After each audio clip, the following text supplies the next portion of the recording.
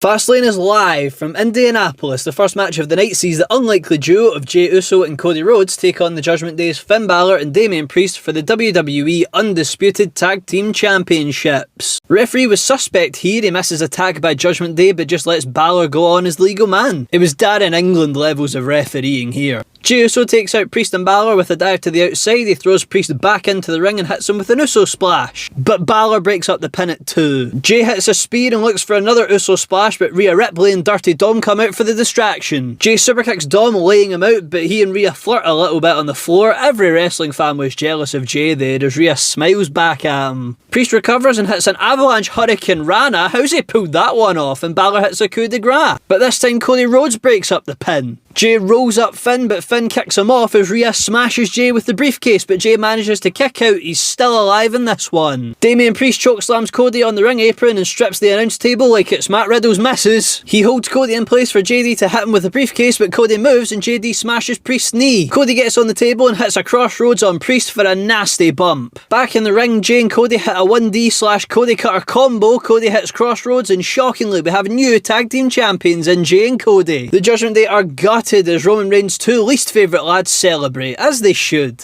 It was a really good match, well put together. The dramatic near falls were masterful and a great way to kick off the show. Next up, the Street Profits and Bobby Lashley team up to take on Rey Mysterio, Santos Escobar and a mystery partner. This comes after Del Toro and Cruz were taken out on SmackDown. As the match starts, it seems like Rey and Santos don't have a partner and that it will be a handicap match. Later on, we find out that Rey did find a partner. It's Carlito as he joins the match halfway through. Why did he not just start the match with the lads? Carlito hits forward with the backstabber to steal all the glory for himself and win it. It's selfish from Carlito, but he got the result, I suppose. We see a snippet of the pre-show showing Jade Cargill arriving at the arena. She is welcomed by Triple H as he takes her on a tour of the place. Jade relegated to the pre-show? She's used to that from her AEW run, to be fair. It's time for the women as Charlotte Flair and Asuka challenge Io Sky in a triple threat match for the WWE Women's Championship. Straight off the bat, Asuka missed Charlotte, but Io breaks up the pinfall. They say on comms that's great strategy, but why would you miss someone when they're fresh, when both your opponents are fresh? Maybe I'm just overthinking it. It does temporarily become a singles match while Charlotte gets the mist out of her eyes, but Charlotte does recover and get back in. She hits a spear but only gets a 2 count. Bayley comes down to help Io despite Io telling her to stay in the back. Asuka hits a code breaker off the top rope but only gets a 2 count. Charlotte gets the figure 8 on Asuka and she taps out, but Bayley averts the ref as Io hits the over the moonsault and pins Charlotte to retain the title. Pat McAfee makes a surprise appearance. He brought out The Rock last time, so let's see what he has for us on Fastlane. He says Indianapolis deserves a WrestleMania but doesn't announce one. He then says he will be on commentary for the next match and introduces John Cena. Meaning the next match is of course John Cena and LA Knight versus the Bloodline. Cena knocks Solo off the apron and hits a 5-knuckle shuffle on Jimmy before Knight nails the BFT and pins Jimmy Uso for the win. The megastar's momentum rolls on as he picks up another huge win. Main event time, Shinsuke Nakamura challenges Seth Rollins for the WWE World Heavyweight Championship in a last man standing match. Winner of this one is the man who can incapacitate his opponent for the referee's count of 10. Nakamura chokes Seth with nunchucks, the filthy bugger. Seth nails a tope to the outside onto Shin and a frog splash inside the ring. Nakamura looks for a Kinshasa through a table for some reason, but Seth moves out of the way, allowing Shin to crash into the table. Seth follows up with a stomp, but Shin gets up at 8. Seth sets up a ladder by the commentary table and looks to jump on Shin, but Naka runs away before Seth can jump.